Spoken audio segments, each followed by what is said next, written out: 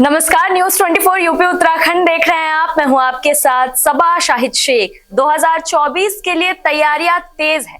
सभी पार्टियां अपनी अपनी तैयारियों में लगी है। इसी बीच बीजेपी ने भी कमर कस ली।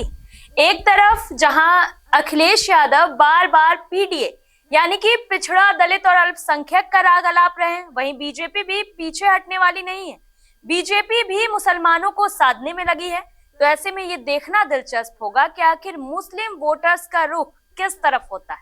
तो आज इसी पर चर्चा के लिए हमारे साथ मौजूद है हमारे वरिष्ठ सहयोगी विजय शंकर सर। बहुत बहुत स्वागत है आपका। आपको क्या लगता है मुसलमानों का रुख किस तरफ होगा? देखिए, राजनीति में कुछ भी सपाट नहीं होता है। जिस तरह से गणित के फॉर्मूले में बताया जाता है कि दो समानांतर रेखाएं कभी आपस में नहीं मिलती है, बिल्कुल उस तरह की चीजें यहाँ नहीं होती। यहाँ पर वक्त के साथ इक्वेशन बदलते रहते हैं। अगर आज की तारीख में अगर हम यूपी के संदर्भ में बात करें तो क्या है, यूपी में करीब हर 100 वोटर में से 20 वोटर मुस्लिम हैं। यूपी की आबादी में 20% मुस्लिम है, ठीक है। लेकिन आज की तारीख में इतना बड़ा वोट बैंक होते हुए भी ये भी एक अजीब विरोधाभास है कि आजादी के बाद एक भी मुस्लिम समुदाय का व्यक्ति मुख्यमंत्री की कुर्सी पर नहीं बैठा। बिल्कुल एक सच है ये।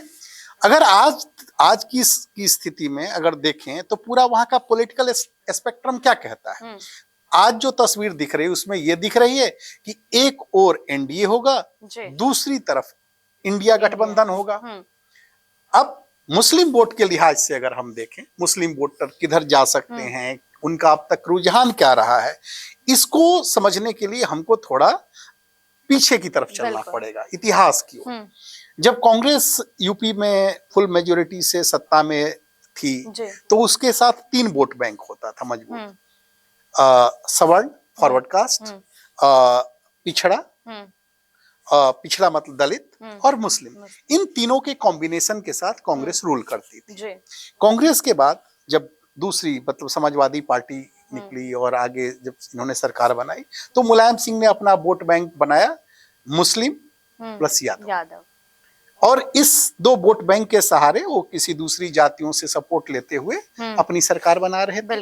और मुस्लिमों को भी लगता था एक दौर में, कांग्रेस से जो निकल के समाजवादी पार्टी में आए थे, कि समाजवादी पार्टी हमारे लिए सबसे बेहतर सोचती है और मुस्लिम वोट उनके तरफ जाता था। बाद में बीएसपी ने जब अपना वोट बैंक क्रिएट किया, मायावती ने, उसमें भी दलित और मुस्लिम आ गए। अब क्या है, आज की तारीख में जो इंडिया गठबंधन बनाने की कोशिश हो रही है, इसमें अखिलेश भी है यानी समाजवादी पार्टी भी है, बीएसपी को भी शामिल करने की कोशिश चल रही है।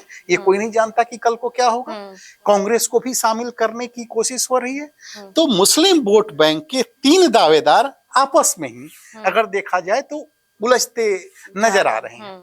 और अगर अब तक सीटों का, मुझे जो लग रहा है, सीटों के बंटवारे पर कोई बात नहीं बन रही है, या अगर एक इंडिया अलायंस एक सही शेप नहीं ले पा रहा यूपी में, तो मुझे बहुत हद तक लग रहा है वो मुस्लिम वोट बैंक को लेकर के खींचतान एक भीतर खाने ये है, एक इशू है ये। तो अभी ये कहना मुश्किल है कि बिल्कुल कि ये किस ओर जाएगा, क्या जाएगा।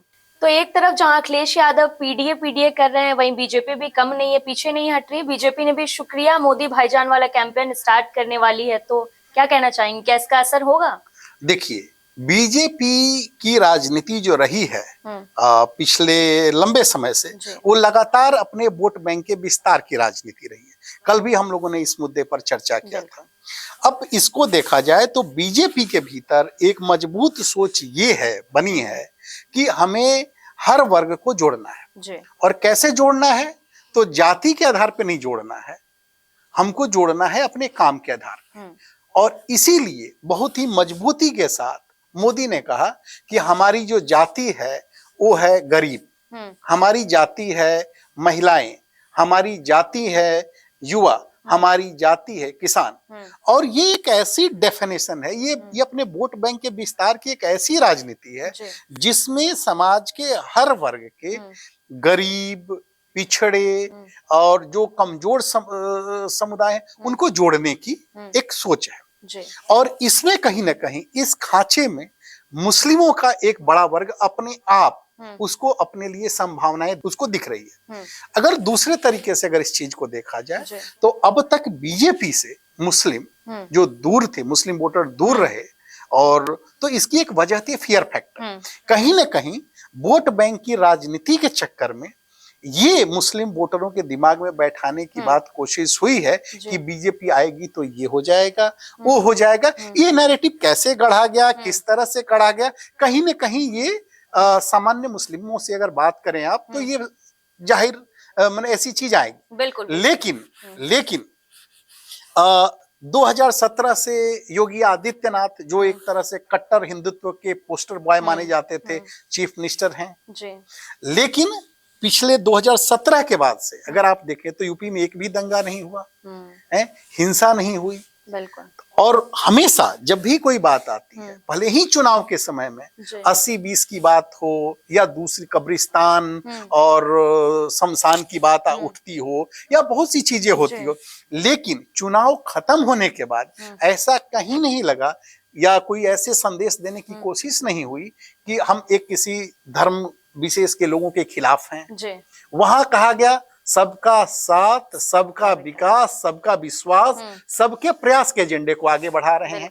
तो इसमें कहीं ना कहीं मुझे लग रहा है कि मुस्लिम समुदाय भी अपने आप को देख रहा है कि जो बदली हुई राजनीति है इसमें शायद उतनी दूरी बनाने की जरूरत नहीं है, और इसीलिए इस संभावना को तलाशते हुए बीजेपी अपना फोकस कर रही है कि हम मुस्लिम वोट को भी अपने साथ किस तरह से जोड़ सकें, जिसकी कोशिश हो रही है। और मुझे लग रहा है कि पश्चिमी यूपी में जिस तरह से जो तैयारियां चल रही हैं उसमें खास तौर से मुस्लिम वोटरों को टारगेट करते हुए बीजेपी अपना कैंपेन चलाने वाली है, जिसमें पहले राउंड में जो इंटेलेक्चुअल हैं, जो पढ़े लिखे मुस्लिम हैं, उन तक पहुंचने की कोशिश है। अलग अलग चाहे अब उसके लिए क्या मैकेनिज्म होगा वो आने वाले दिनों में साफ हो जाएगा, लेकिन मुझे लग रहा है कि पूरी जोड़ने का मुस्लिम वोटरों को अपने साथ जोड़ने के मैकेनिज्म पर बहुत मजबूती से भीतर खाने काम चल रहा है। इसीलिए वो नारा भी एक जो आ रहा है और कहीं ना कहीं क्वाइन हुआ होगा तो एक बड़ी सोच के साथ हुई है, न दूरी है न खाई है, मोदी हमारा भाई है। बिल्कुल। तो ये भी कहा जा रहा है कि विपक्ष मुसलमानों को बीजेपी के नाम से डराने का काम करती है। असल में बीजेपी मुसलमानों के हित में काम करती है। 3 तलाक वाला मामला ही देख लीजिए। देखिए, मैंने वही बात कहा कि मुसलमानों के मन में, मुस्लिमों के मन में कहीं ना कहीं एक फियर फैक्टर था कि बीजेपी आएगी तो ये हो जाएगा, कहीं ऐसा तो नहीं हो जाएगा। लेकिन एक आम आदमी की जरूरत क्या होती है? आम आदमी की जरूरत होती है रोटी, कपड़ा और मकान। सरकार से भरोसा कि उस जो मौजूदा व्यवस्था है उसमें वो सुरक्षित है। और मुझे लग रहा है कि जिस तरह से शासन व्यवस्था चल रही है और जो पूरी जो एक जिस तरह का माहौल बना है उसमें मुस्लिम समुदाय को ऐसा नहीं लग रहा होगा कि बीजेपी के आने से मुझे कोई खास नुकसान है। हालांकि राजनीति जब चलती है और एक लंबे समय से जो एक पारंपरिक राजनीति चलती रही है उसमें कहीं ना कहीं ये जरूर है कि एक समय लगेगा जिसमें वो पूरी तरह से साथ है। लेकिन अगर कुछ वोटरों को भी अगर बीजेपी अपने साथ जोड़ लेती है, मान लीजिए जो पिछले चुनाव की तुलना में अगर 10% या 15% और जुड़ जाते हैं तो ये भी एक बड़ी कामयाबी होगी। लेकिन अगर आप आंकड़ों को देखिए तो आंकड़े क्या कहते हैं? दूर से भले ही पिक्चर कुछ और दिखती हो, आंकड़े ये कहते हैं कि मुस्लिम बहुल क्षेत्रों में भी कमल खिल रहा है। और इसका एग्जाम्पल अगर मान लीजिए हम लोग 2022 का यूपी विधानसभा चुनाव का अगर विश्लेषण करें तो उस वक्त करीब 38 ऐसी सीटें हैं, 38 सीटें ऐसी हैं जहां पे 30% से ज्यादा मुस्लिम आबादी है, और उन 38 में से 17 पे बीजेपी उम्मीदवार जीते हैं। मेरे पास है एक डेटा भी है, उसके आधार पे हम लोग चाहें तो कह सकते हैं। जैसे धामपुर, आप देखें बिलारी, उसके बाद हम लोग दक्षिणी मेरठ, बागपत, धौलाना, बुलंदशहर, सयाना, कोल, अलीगढ़, फिरोजाबाद, मीरगंज, शाहजहांपुर, बिस्वा, ऐसी कई कंस्टिट्यूएंसी है जहां पर मुस्लिम वोटर ज्यादा है लेकिन कमल खिल गया। और अगर उससे भी बड़ा अगर लोकसभा उपचुनावों की अगर बात कर ली जाए तो 2 लोकसभा उपचुनाव का जिक्र करना जरूरी है। एक रामपुर, जी। रामपुर में आप जान रही हैं आकाश, उपचुनाव हुए, बिल्कुल। तो वहां बीजेपी उम्मीदवार जीता। जी। आजमगढ़ को का अगर इक्वेशन देखे तो आजमगढ़ में भी बीजेपी जीत गई। तो कहीं ना कहीं ये जरूर है कि चाहे ये कहें कि मुस्लिम महिलाएं बीजेपी को वोट दे रही हैं, युवा उनके साथ जुड़ जी। रहे हैं, कहीं ना कहीं एक जो कहते हैं ना कि वोट शिफ्ट हो रहा है हाँ। इधर से उधर, जो जो पारंपरिक तौर तरीका है उससे कुछ ना कुछ बदलाव हो रहा है, जी। और आने वाले दिनों में हो सकता है और ज्यादा ये दिखे। बिल्कुल, बहुत बहुत शुक्रिया आपका हमारे साथ जुड़ने के लिए। बहरहाल राजनीति में कब क्या हो जाए कहना बेहद मुश्किल है, लेकिन 24 के चुनाव में ये देखना बड़ा ही दिलचस्प होगा कि आखिर मुसलमानों का रुख किस तरफ रहता है।